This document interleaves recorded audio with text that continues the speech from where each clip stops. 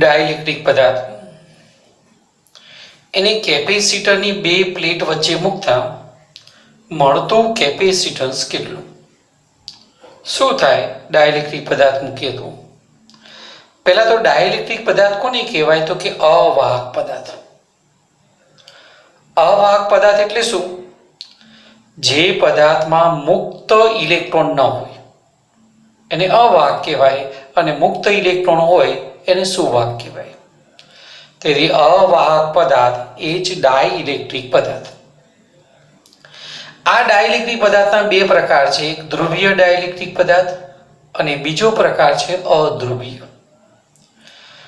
ધ્રુવીય ડાઇલેક્ટ્રિક પદાર્થ કોને કહેવાય? તો જે ડાઇલેક્ટ્રિક પદાર્થમાં ધન વીજભારનું કેન્દ્ર અને ઋણ વીજભારનું કેન્દ્ર છૂટા છૂટા હોય, મતલબ ડાયપોલ ધરાવે, ધન અને ઋણ કેન્દ્ર અલગ અલગ હોય.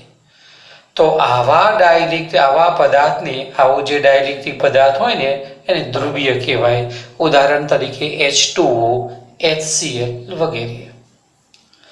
અને જે ડાઇલેક્ટ્રિક પદાર્થમાં ધન કેન્દ્ર અને ઋણ કેન્દ્ર એકબીજા પર ઉપરા ઉપરી હોય, મતલબ ડાયપોલ ન ધરાવતા હોય, નોન પોલર હોય, તો આવા ડાઇલેક્ટ્રિક પદાર્થને અધ્રુવીય ડાઇલેક્ટ્રિક પદાર્થ કહેવાય. હવે કેપેસિટરની બે પ્લેટ વચ્ચે આ પ્રકારનો ડાઇલેક્ટ્રિક પદાર્થ મૂકતા નવું કેપેસિટન્સમાં શું થાય? વધારો થાય તો કેટલું? એ પ્રકારની ચર્ચા આપણી આ થિયરીમાં છે. આ પંખાનું કેપેસિટર છે અને આને આપણે ખોલી નાખીએ, કવર કાઢી નાખીએ તો આ પ્રકારનું દેખાય. આ નળાકાર કેપેસિટર છે. આ બધી નળાકાર ફોઇલ હોય એલ્યુમિનિયમની. અને આ જે પીળા કલરનો જે તમે પદાર્થ જુઓ છો ને, આ પીળા કલરનો પદાર્થ જે અહીંયા પણ હોય, આ અવાહક પદાર્થ છે, ડાઇલેક્ટ્રિક પદાર્થ છે. તેથી કેપેસિટન્સમાં વધારો થાય એ પ્રકારની સમજ આપણે આ પ્રશ્નમાં સાબિત કરવાની છે. તો આ ડાઇલેક્ટ્રિક પદાર્થ અવાહક પદાર્થ. હવે આ કેપેસિટરની બે પ્લેટો છે. આ ધન પ્લેટ, આના પર પ્લસ ક્યુ વીજભાર. આ ઋણ પ્લેટ, આના પર માઇનસ ક્યુ વીજભાર. અને બંને પ્લેટ વચ્ચેનું અંતર D. અને વચ્ચેના ભાગમાં શૂન્યાવકાશનું માધ્યમ વિદ્યુત ક્ષેત્ર પ્લસથી માઇનસ તરફ આ રીતે હશે. આ શૂન્યાવકાશનું માધ્યમ હોય ને ત્યારે બે પ્લેટ વચ્ચેનું વિદ્યુત ક્ષેત્ર એને E0 કહી દો. કેપેસિટરની બે પ્લેટ વચ્ચે શૂન્યાવકાશનું માધ્યમ, એક પ્લેટ પર પ્લસ ક્યુ વીજભાર, બીજી પ્લેટ પર માઇનસ ક્યુ, બંને પ્લેટ વચ્ચેનું અંતર D અને આ E0. આ શૂન્યાવકાશનું માધ્યમ હોય ત્યારે બે પ્લેટ વચ્ચે વિદ્યુત ક્ષેત્રની તીવ્રતાનું સૂત્ર E0 બરાબર લખાય સિગ્મા અપોન એપ્સિલોન 0. તમે જાણો છો કે સિગ્મા એટલે શું? પૃષ્ઠ ઘનતા. અને સિગ્માની જગ્યાએ શું લખી શકાય? પૃષ્ઠ ઘનતા બરાબર શું લખાય? વીજભાર ભાગ્યા ક્ષેત્રફળ. એકમ ક્ષેત્રફળ દીઠ વીજભાર એટલે પૃષ્ઠ ઘનતા, વીજભાર ભાગ્યા ક્ષેત્રફળ. અને આ એપ્સિલોન 0 તો ખરા જ. એપ્સિલોન 0 એટલે શું? શૂન્યાવકાશની પરમિટિવિટી. તમે એવું પણ જાણો છો કે કેપેસિટરની બે પ્લેટ વચ્ચે વિસ્થિતિમાનનો તફાવત, જ્યારે શૂન્યાવકાશનું માધ્યમ હોય ને ત્યારે વિસ્થિતિમાનનો તફાવત V બરાબર AD. આ પ્રકારનું સૂત્ર. હવે આ કિંમત અહીંયા મૂકી દઉં તો V0 E0 ની જગ્યાએ લખી દો Q upon epsilon 0A into D. હવે આ Q વાળું પદ છે ને આ બાજુ છેદમાં લાવો તો V0 અપોન Q બરાબર D ભાગ્યા A એપ્સિલોન 0. અને વ્યસ્ત કરો તો Q અપોન V0 બરાબર લખાશે A એપ્સિલોન 0 અપોન D. અને આની જગ્યાએ લખી દઉં C0 શૂન્યાવકાશનું માધ્યમ હોય ત્યારે સમાંતર પ્લેટ કેપેસિટરમાં કેપેસિટન્સનું સૂત્ર સમીકરણ નંબર 1. જ્યારે આ બે પ્લેટ વચ્ચે સંપૂર્ણ ડાઇલેક્ટ્રિક પદાર્થ ભરી દઈએ, એટલે આમ છલો આ ડાઇલેક્ટ્રિક પદાર્થ ભરી દીધો, અવાહક પદાર્થ. તો આ ડાઇલેક્ટ્રિક પદાર્થ હોય ને એમાં પોલેરાઇઝેશન થાય. પોલેરાઇઝેશનનો મતલબ કેવો થાય? પ્લસ માઇનસનું વર્ગીકરણ થયું. તેથી આ ધન પ્લેટ છે ને તો આ સપાટી પર માઇનસ વીજભાર અને આ સપાટી પર પ્લસ વીજભાર, કેમ કે આ ઋણ પ્લેટ છે તો આ પ્લસ વીજભાર. હવે આ જે પદાર્થ છે ડાઇલેક્ટ્રિક પદાર્થનું ક્ષેત્ર પ્લસ થી માઇનસ તરફ આમ હોય, એને આપણે ઈપી કહી દઈએ. આ E0 પ્લેટનું ક્ષેત્ર અને આ ઈપી સદિશ એ આ જે ડાઇલેક્ટ્રિક પદાર્થનું ક્ષેત્ર, બોલો બંને પરસ્પર કેવા છે? વિરુદ્ધ. તેથી અંદરના ભાગમાં પરિણામી ક્ષેત્ર કેટલું થાય? તો E0 આમ છે, ઈપી એનાથી વિરુદ્ધ છે, તો અંદરના ભાગમાં ડાઇલેક્ટ્રિક પદાર્થ મૂકીએ ને તો ડાઇલેક્ટ્રિક પદાર્થના કારણે અંદરના ભાગનું પરિણામી ક્ષેત્ર E0 માંથી E બાદ કરીએ એટલું ઈપી. સદિશ દિશાની એક પરિમાણ છે એટલે આપણે પ્લસ માઇનસ લઈએ તો ચાલે. તો E બરાબર E0 ની જગ્યાએ શું લખીએ આપણે? Sigma upon epsilon 0 minus sigma પી અપોન એપ્સિલોન 0. આ સિગ્મા એટલે શું? કેપેસિટરની પ્લેટ હોય ને એની સપાટી પર એકમ ક્ષેત્રફળ દીઠ વીજભાર. અને આ સિગ્મા પી એટલે શું? આ જે ડાઇલેક્ટ્રિક પદાર્થ મૂક્યો ને આપણે એની આ જે બહારની સપાટી છે પદાર્થની, એ સપાટી પર એકમ ક્ષેત્રફળ દીઠ વીજભાર. આ પણ પૃષ્ઠ ઘનતા પ્લેટ ઉપર, આ પણ પૃષ્ઠ ઘનતા સપાટી પર. એપ્સિલોન 0 ને સૂત્ર કરતા બનાવ્યું તો સિગ્મા માઇનસ સિગ્મા પી. આ જે સિગ્મા પી છે ને એ હંમેશા સિગ્માના સમપ્રમાણમાં હોય. કેમ કે જો આ વધારે વીજભાર હોય તો E0 નામનું ક્ષેત્ર પણ પ્રબળ હોય, તો એટલું પોલેરાઇઝેશન પણ વધારે થાય. તેથી આ સપાટી પર વીજભાર વધારે જમા થાય. એટલા માટે આ પ્રકારનું પદ, આના પરથી તમે કહી શકો કે સિગ્મા માઇનસ સિગ્મા પી વાળું પદ સિગ્માના સમપ્રમાણમાં. આ ચલે છે કાઢી નાખો ને તો એક અચળાંક મુકાય. સિગ્મા માઇનસ સિગ્મા પી બરાબર સિગ્મા અપોન કેપિટલ કે. કેપિટલ કે શું છે? અચળાંક.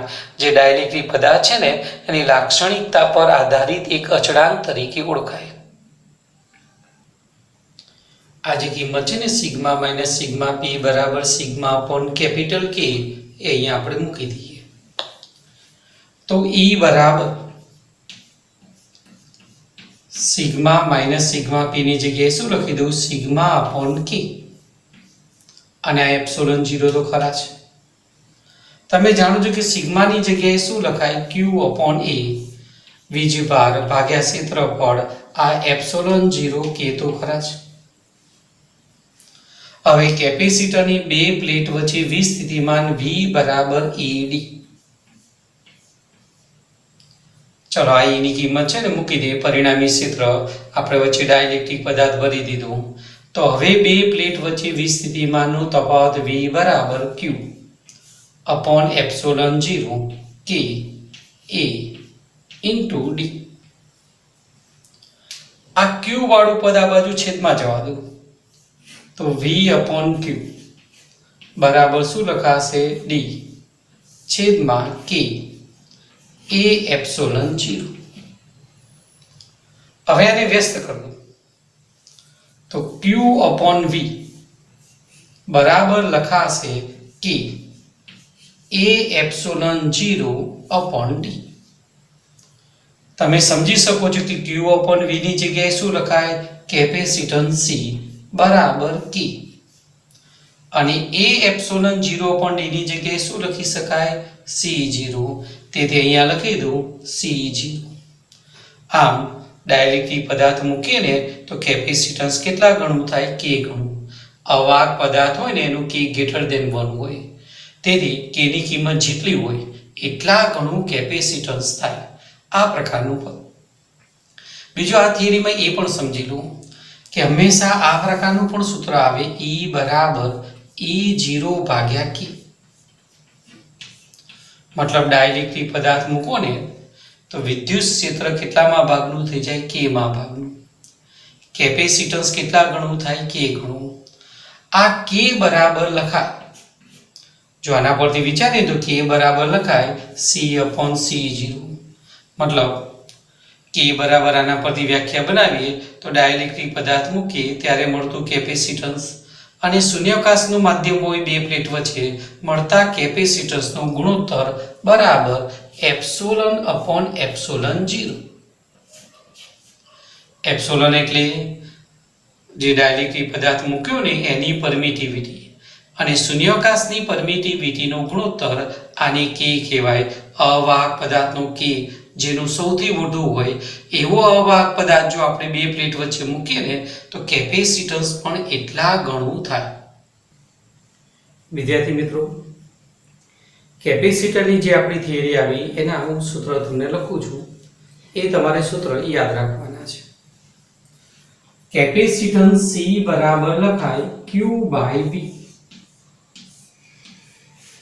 કેપેસિટર હોય ને તો એનું કેપેસિટન્સ એટલે વીજભાર સંગ્રહ C બરાબર Q/V. Q એટલે પ્લેટ પર વીજભાર, V એટલે બે પ્લેટ વચ્ચે વિસ્થિતિમાનનો તફાવત. સમાંતર પ્લેટ કેપેસિટર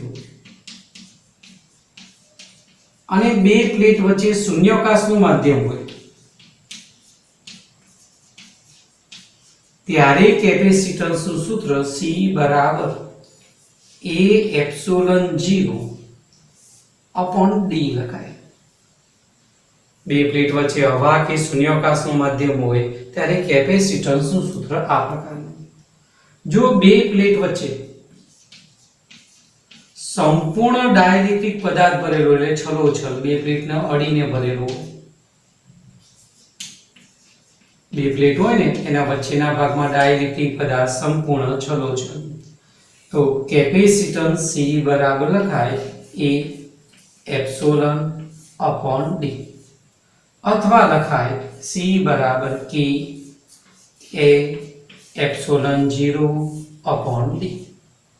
આ ગમે તે પરમિટિવિટી આપ્યું હોય ને ત્યારે આ સૂત્ર વાપરવાનું, અને ડાઇલેક્ટ્રિક અચળાંક K આપ્યો હોય ત્યારે આ સૂત્ર વાપરવાનું, પણ ક્યારે? સંપૂર્ણ ડાઇલેક્ટ્રિક પદાર્થ ભરેલો હોય ત્યારે. જો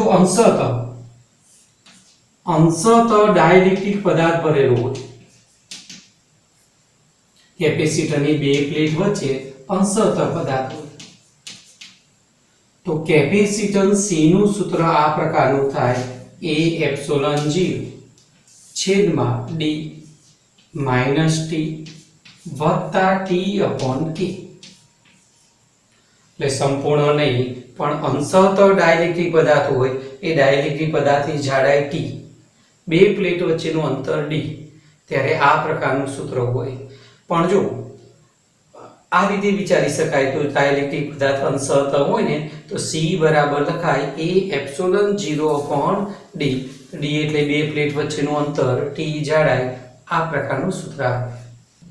નળાકાર કેપેસિટર હોય ને, નળાકાર કેપેસિટર જે આપણે પંખામાં ઉપયોગ કરીએ, એ નળાકાર કેપેસિટન્સનું સૂત્ર 2πε0L/ln B/a.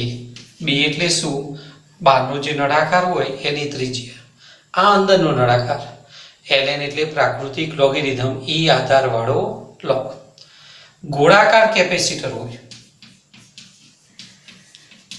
તો ગોળાકાર કેપેસિટરમાં કેપેસિટન્સનું સૂત્ર C બરાબર 4πε0AB છેદમાં B - e.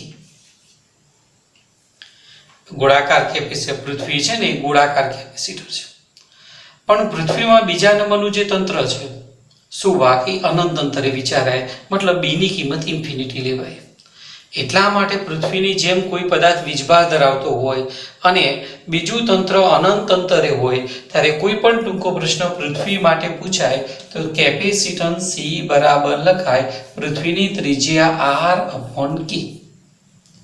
જો 6600 કિલોમીટર મૂકો કે ની કિંમત મૂકો ને તો 711 કે 712 માઇક્રો ફેરેડે આસપાસ આન્સર આવશે. એટલે પૃથ્વી વીજભાર ધરાવે, વીજળી થાય ને એના કારણે પૃથ્વી નેગેટિવ ચાર્જ ધરાવે અને આ પૃથ્વી પર વીજભાર, સપાટી પર વીજભાર અને બીજું તંત્ર ક્યાં વિચારે? અનંત અંતરે. ત્યારે આ પૃથ્વીનું કેપેસિટન્સ સી નું સૂત્ર r/k આના પરથી જ બનશે. જો કેપેસિટરનું શ્રેણી જોડાણ હોય તો સમતુલ્ય કેપેસિટન્સ સૂત્ર 1/c બરાબર 1/c1 1/c2 વત્તા ડેશ 1/cn. જો બધા કેપેસિટર સમાન મૂલ્યના હોય અને શ્રેણી જોડાણમાં હોય તો સી મિનિમમ બરાબર લખાય c/n. એ રીતે કેપેસિટરનું સમાંતર જોડાણ હોય તો સમાંતર જોડાણ હોય ને તો સમતુલ્ય કેપેસિટન્સ સૂત્ર સી બરાબર c1 વત્તા c2 વત્તા ડેશ cn. અને જો બધા જ કેપેસિટર સમાન મૂલ્યના હોય તો મહત્તમ કેપેસિટન્સ સમતુલ્ય મળે n/c. હવે આ કેપેસિટરમાં ઉર્જાનો સંગ્રહ થાય એ કેપેસિટરમાં સંગ્રહિત ઉર્જાનું સૂત્ર U બરાબર 1/2CV² બરાબર Q²/2C બરાબર 1/2QV. ફરીથી બધા સૂત્ર જોઈ લો. C બરાબર Q/V, સમાંતર પ્લેટ કેપેસિટર, શૂન્યાવકાશનું માધ્યમ. C0 બરાબર A/0/d. બે પ્લેટ વચ્ચે સંપૂર્ણ છલોછલ ડાઇલેક્ટ્રિક પદાર્થ હોય તો સમાંતર પ્લેટ કેપેસિટરનું સૂત્ર A//d. એપ્સિલોનની જગ્યાએ શું લખાય? K/0. આ બંને સૂત્રમાંથી ગમે તે, આ એપ્સિલોનના સ્વરૂપમાં, આ Kના સ્વરૂપમાં. અંશતઃ ડાઇલેક્ટ્રિક પદાર્થ ભર્યો હોય ને સમાંતર પ્લેટ કેપેસિટરમાં તો આ પ્રકારનું સૂત્ર. D એટલે બે પ્લેટ વચ્ચેનું અંતર, T ડાઇલેક્ટ્રિક પદાર્થની જાડાઈ. આ રીતે આ નળાકાર પ્લેટ કેપેસિટર, આ ગોળાકાર કેપેસિટર અને આ પ્રમાણે પૃથ્વીવાળો પ્રશ્ન આવે તો C બરાબર લખાય r/k.